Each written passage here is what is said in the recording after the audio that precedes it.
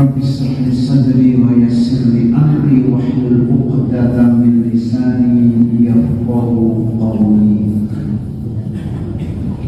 Hadirin wa hadirat para jamaah rahmatullah, alhamdulillah kita panjatkan rasa tasyukur kita kehadirat Allah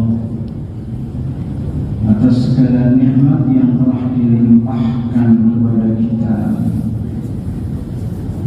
Allah Subhanahu wa ta'ala masih berkenan memberikan kesadaran, memberikan kekuatan untuk tetap, untuk istiqomah di dalam ketaatan kepadanya. Mudah-mudahan semua amal ibadah kita, khususnya yang kita kerjakan pada bulan Ramadan ini, diterima di sisi Allah Subhanahu wa ta'ala. Hadirin, di dalam Al-Quran terdapat 89 ayat yang diawali dengan Ya ayyuhalladzina amanu, yang secara harfiah maknanya adalah hai orang-orang yang beriman. Salah satu dari 89 ayat itu adalah ayat puasa yang terdapat di dalam Al-Baqarah 183. Ya ayyuhalladzina amanu kutiba alaikumusyamu kama kutiba 'alal ladzina min qablikum la'allakum tattaqun. Hai orang-orang yang beriman, diwajibkan kepada kalian berpuasa sebagaimana orang-orang yang sebelum kalian agar kalian bertakwa. Dalam penjelasannya, para ulama mufassirin mengatakan setidaknya ada 3 hal yang terkandung di dalam setiap ayat yang di situ diawali dengan ya ayyuhalladzina amanu. Pertama adalah kasih sayang Allah. Panggilan ayyuha itu adalah panggilan sayang, sehingga setiap ayat yang diawali dengan ya ayyuhalladzina amanu terkandung kasih sayang Allah. Yang kedua, pasti di dalamnya ada perintah yang harus dikerjakan atau larangan yang harus ditinggalkan. Dan yang ketiga, perintah itu ditujukan kepada semua tingkatan orang beriman. Karena ya itu namanya harfun nida, huruf yang dipakai untuk memanggil atau menyeru, baik yang qarib dekat ataupun yang ba'id jauh. Beda dengan al atau awal, walaupun itu juga harfun nida, tapi khusus lil qarib, untuk yang jaraknya dekat. Tapi kalau ya itu yang jaraknya dekat ataupun jauh, tentu maksudnya adalah imannya. Baik imannya yang dekat, maksudnya yang imannya sudah kuat, sudah maksimal, atau imannya yang jauh, yang imannya belum kuat, masih minimalis. Baik, hadirin, Allah Subhanahu wa ta'ala menyatakan bahwa rahmat atau kasih sayangnya memenuhi segala sesuatu. Wa rahmati wasi'at kulla syai'.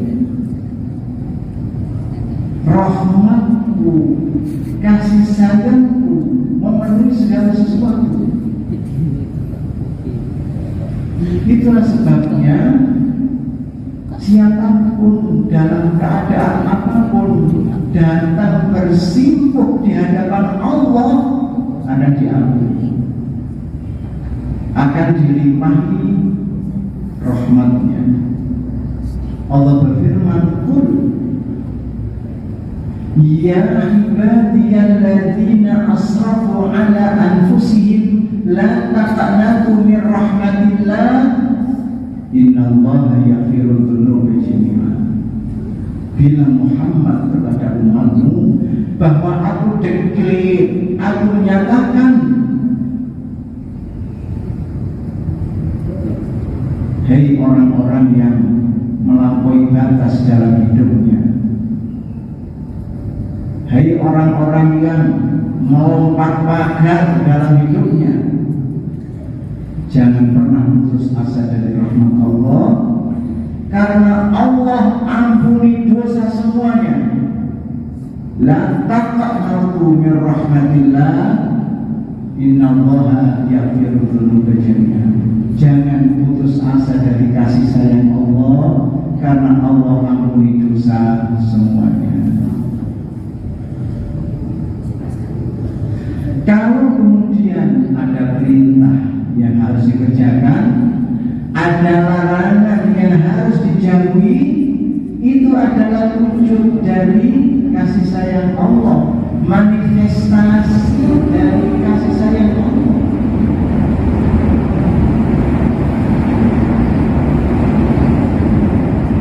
Justru karena ada kasih sayang Allah, ada kewajiban, ada larangan. Kalaulah tidak karena kasih sayang Allah, tidak ada kewajiban, tidak ada larangan. Perhatikan firman Allah yang mengatakan, wa falawla fadlullahi wa rahmatuhu alaikum la kuntum minal khasirin. Kalaulah bukan karena anugerah Allah serta rahmatnya atas kalian, niscaya kalian menjadi manusia-manusia yang merugi. Rugi orang yang tidak ambil perintah Allah, rugi orang yang tidak laksanakan kewajiban-kewajiban agama, karena di situ ada kasih sayang Allah. Makanya para ulama mengatakan rugi besar orang yang sempat hidup di bulan Ramadan tapi kemudian tidak tampil sebagai maghfurin, orang-orang yang diampuni. Karena Nabi mengatakan, man shoma Ramadhana imanan wa ihtisaban ghufira lahu ma taqaddama min dhanbihi.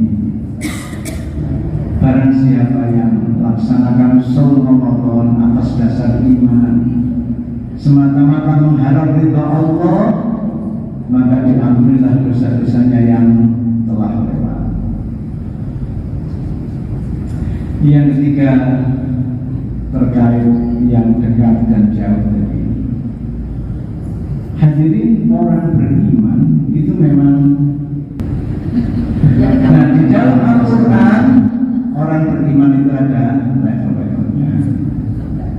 Misalnya di dalam Quran surat Fatir ayat 32 misalkan Allah berfirman, "Tsumma awrathna al-kitaba alladziina istafaina min ibadina faminhum dzalimun li nafsihi wa minhum muqtasid wa minhum sabiqun bil khairati bi idznillah dzalika huwal fadlul kabir." Kemudian aku wariskan ketentuan itu kepada orang-orang yang telah aku pilih di antara hamba-hamba kami. Di antara mereka ada yang zalimun li nafsihi, menzalimi dirinya sendiri, itu orang-orang beriman. Wa minhum muqtasid, di antara mereka ada yang pertengahan. Wa minhum sabiqun bil khairat, di antara mereka juga ada yang terus-menerus berlomba-lomba di dalam kebaikan. Semuanya diseru oleh Allah. Zalimun nafsihi itu artinya masih suka berbuat dosa, masih dekat-dekat dengan kemaksiatan. Puasa karena itu kewajiban agama. Soal tidak jujur di dalam bisnis, di dalam timbangan, itu soal lain, itu soal nyambut hari. Seperti orang-orang yang ditangkap polisi itu, terus sampai menulis sandal di masjid itu bagaimana? Apa sampai tidak ikut sholat? Ya ikut sholat lah saya maksudnya. Nah kok terus nyuri sandal? Iya sholat kan kewajiban agama. Nyuri sandal itu kewajiban keluarga untuk jadi duit.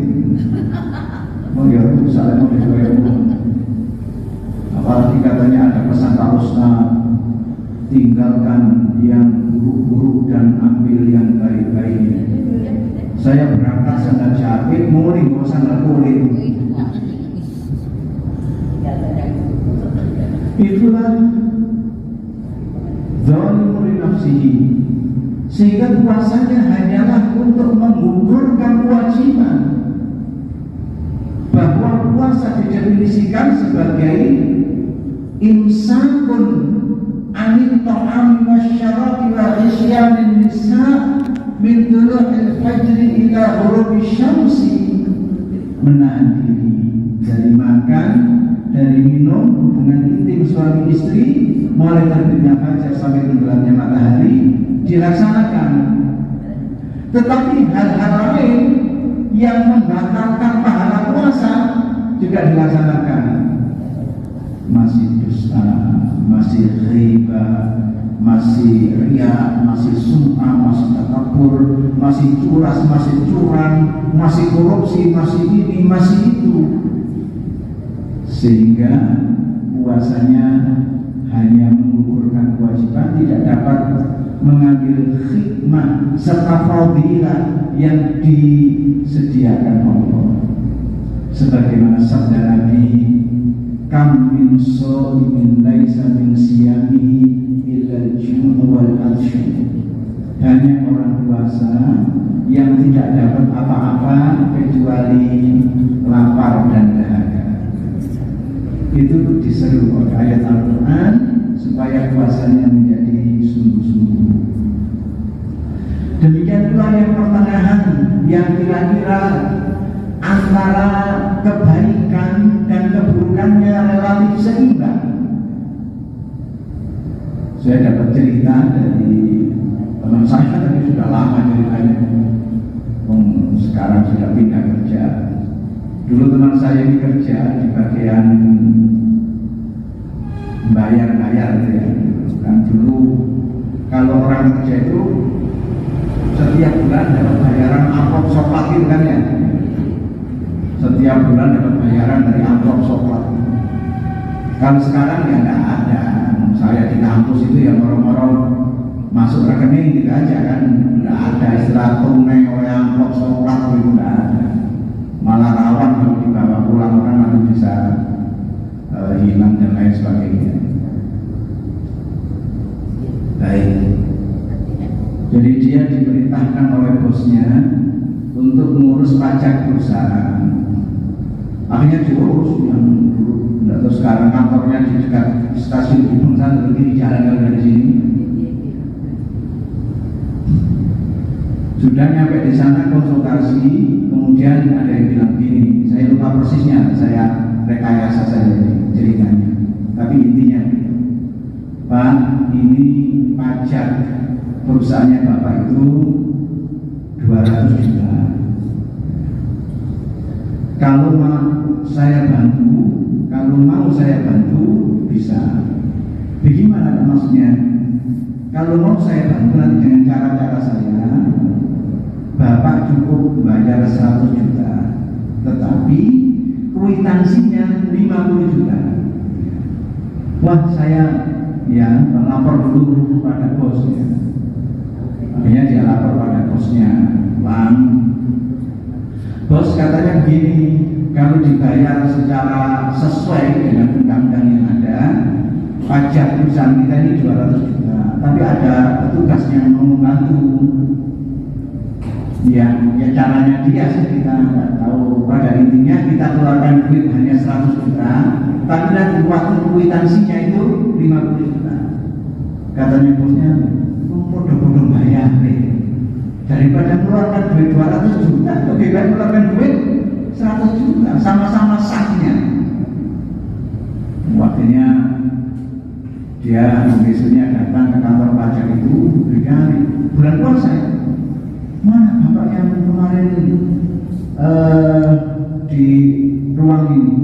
Oh, itu memang habis zuhur, selesai sholat zuhur di musola, dengan datang ke sana orang yang masih wirid di musola, di parang di musola, masya Allah, orang itu sedang geleng-geleng kepala,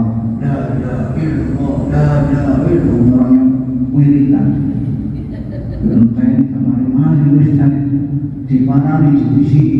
Pak, kemarin saya yang ngurus pajak itu Pak katanya bos baru. Alhamdulillah. Jadi di Indonesia ini korupsi berhasil itu bunyinya alhamdulillah. Ibarat orang nyopet itu berhasil, alhamdulillah kayak kelar. Nah itulah proses apa?